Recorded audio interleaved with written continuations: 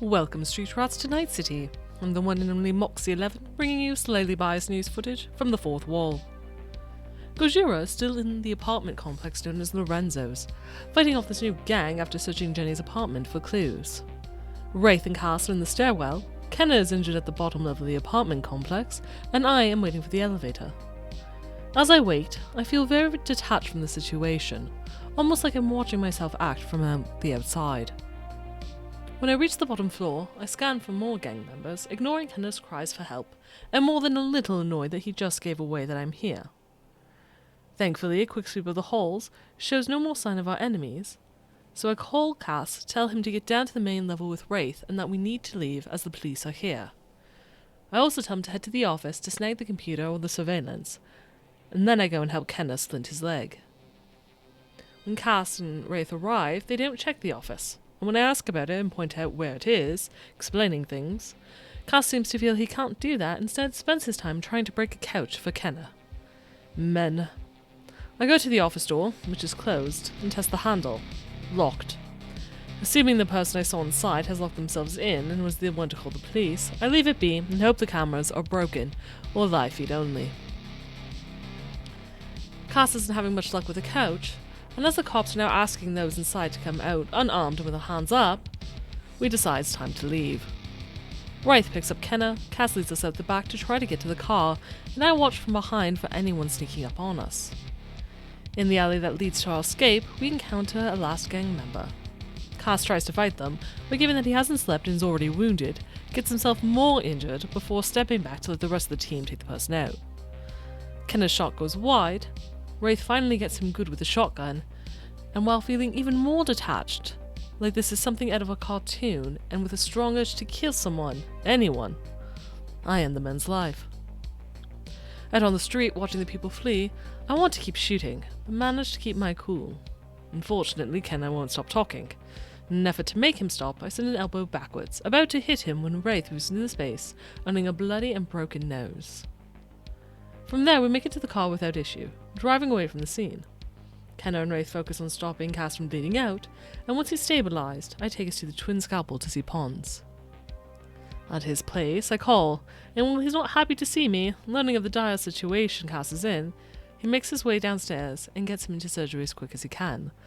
Kenna waits in the other room to get his leg repaired. As Wraith starts to head out, he hands over the manila envelope with $5,000 inside, and I tell him to go rest. A thing I myself would like to do, however, as I'm loading things from the car into my apartment, Cammy calls, demanding to know what's going on and why Cass isn't answering his phone. When I tell her he's in surgery, she hangs up, and my dreams of sleep are dashed. Waiting for her to arrive, I head back to the Twin Scalpels, where Kenna and I have a small talk about why I don't like him.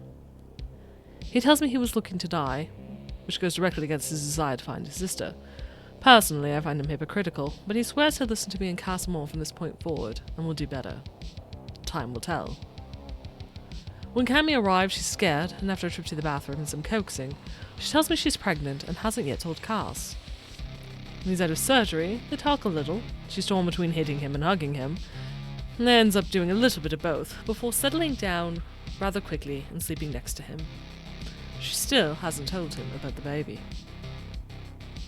While they have their heart-to-heart, I text Rex asking about a chop shop, since the car still needs new plates and some work done so it doesn't look like the stolen vehicle. He tells me of one up in the northwest side above New Westwood, and to speak to a chick named Colt Murphy. After a quick conversation, I ask Pons if he needs us to do anything for him, and he says he'll let us know. Wraith calls David Lee to promo his next album. Lee mentions that Wacko wants to do a show, and when Wraith says he's going into rehab, Lee is impressed, telling him he respects the decision to get clean. While Cass and Kenna recover from their wounds and new surgeries, Cass is getting some subdermal armor, Kenna cyber legs, which I'm fairly certain those additions, plus the medical expenses, not to mention rehab, means the car work is going to have to wait. I look into the shooting in Little Italy, and relieved that there isn't a note of our group, and all witness accounts of our appearances are too vague to be accurate. Scanning the garden, I also see an expose statement from Newsat responding to my video. They claim to be sorry for the loss of my home, and that those in the HR department have been fired for missing a donation to the vigil, and that any who were displaced can come to their office for compensation. Sounds like a trap to me. They also report that some people were fired for potential liabilities during the takeover, which was completely legal with full understanding by the building owners. I have a feeling this is because HR let it slip they were in possession of the building before it was demolished. We've got some new names now to look into the details of NewSat, and we'll need to plan a response soon. To watch the story unfold live, tune into Saves vs Death every Saturday at 8:30 PM Eastern at twitch.tv/Saves vs Death. If you can't watch live, be sure to subscribe to the Saves vs Death channel on YouTube so you can watch it as soon as the recording is released. Of course, you can always download it as a podcast. Stay safe, Cyberpunks. This has been your Night City Recap with Moxie 11.